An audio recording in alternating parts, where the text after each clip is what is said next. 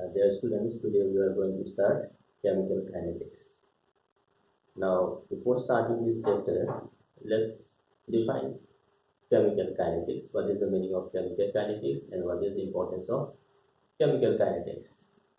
First thing is, whenever we have a chemical reaction, we need to find out how fast the rate of reaction takes place. That means what is the speed of reaction and how this the reactants gets converted into the product. That is what we call as mechanism.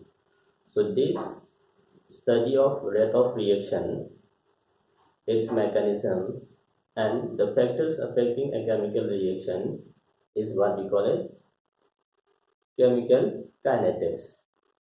Now, one more important thing is we have already studied thermodynamics in class 11. Now, after studying thermodynamics in detail, what is the requirement for this? Chemical kinetics or kinetics. Now, the problem with thermodynamics is thermodynamics deals with what was the initial state and what was the final state, and nothing says about the intermediate states, what is happening in between the two. Second thing, thermodynamics deals only with the spontaneity of the process, that is, whether a chemical process is feasible or not feasible. It says nothing about this rate of reaction. Third thing, thermodynamics deals only with the bulk of the system, that is macro level.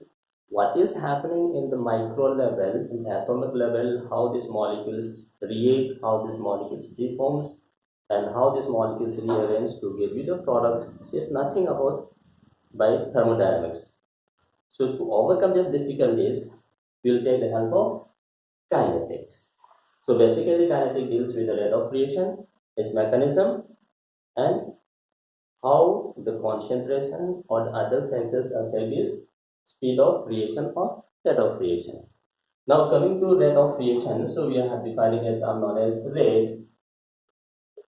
So rate, this basically stands for change of a quantity, change of any quantity divided by change of time. That means in a particular given time interval, what is the change of that particular quantity, that is defined as rate. Now, since we are defining this rate for a chemical process, so this quantity will be defined in terms of the concentration of the reacting species, that is change of the concentration of a reacting species divided by change of time. Now, let's take a chemical reaction. We have this R is a reactant changing into product P. So we have a reaction. This reaction is converted into the product P. Now experimentally it has been found this variation of the concentration with time, that is the concentration, this is time. Now as the reaction progresses, the concentration of reactant R will decrease, whereas the concentration of product P will increase with time. So the graph comes out to be, so this is the decrease in concentration of reactant. Similarly, during the course of reaction, the concentration of product will increase. So this is variation of the concentration of product. This is variation of concentration of a reactant with time t. Now, to define this rate, we have to define in terms of the change in concentration of reactant or the change in concentration of the product. So let's define this. Take any particular two time interval. So this is time t1 and this is time another time. So let this be t1, this is t2. At this time t1, the concentration of reaction is R1, and at this time t2, the concentration of reaction is R2. So therefore, look at this rate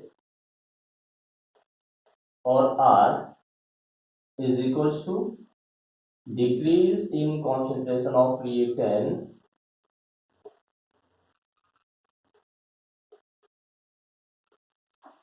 divided by change in time.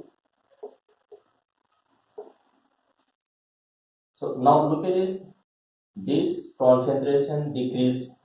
That means what is the concentration of reactant? That is change in concentration of reactant divided by change in time. Since this is the decrease, so we'll use the term minus. This minus is only meant for decrease only. So therefore, look at this minus of concentration of reactant at time T2 minus concentration of reactant at time T1 divided by T2 minus T1. So this is the rate of reaction defined in terms to change in concentration of reactant R. Now during the same course of time, the concentration of product also increases. Now let's define this rate in terms of change in concentration of product P. Now look at it, during the same interval, the concentration of product at time T is, this is P1, and at time T2, the concentration of product is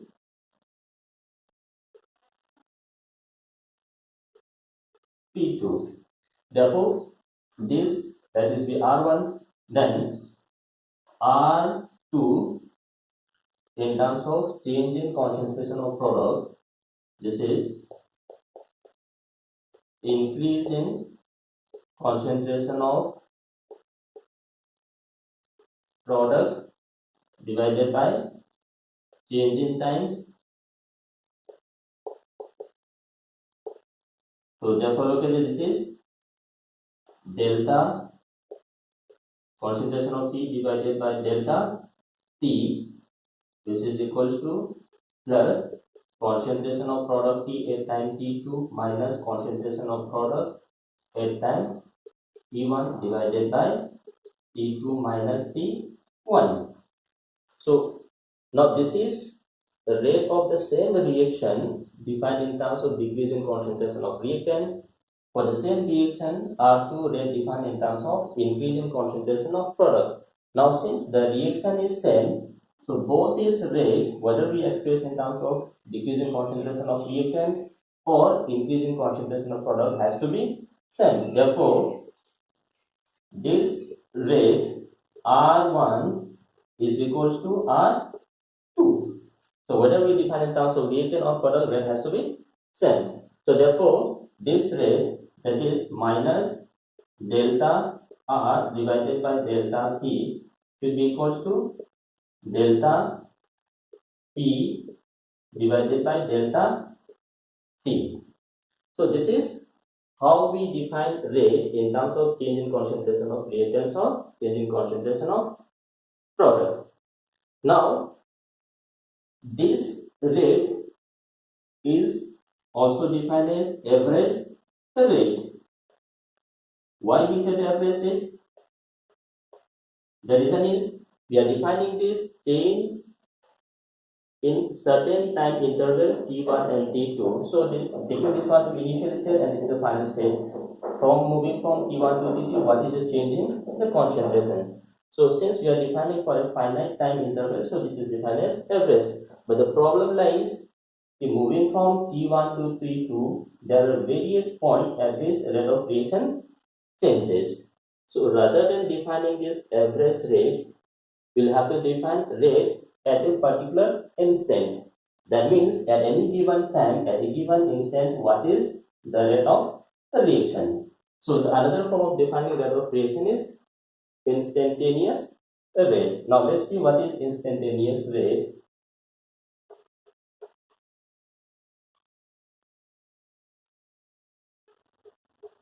Instantaneous rate.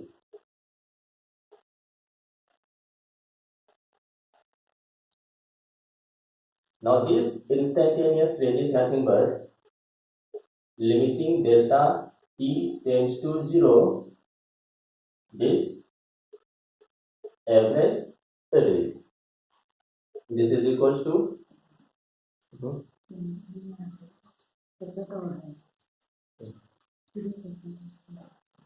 October. So, ये quote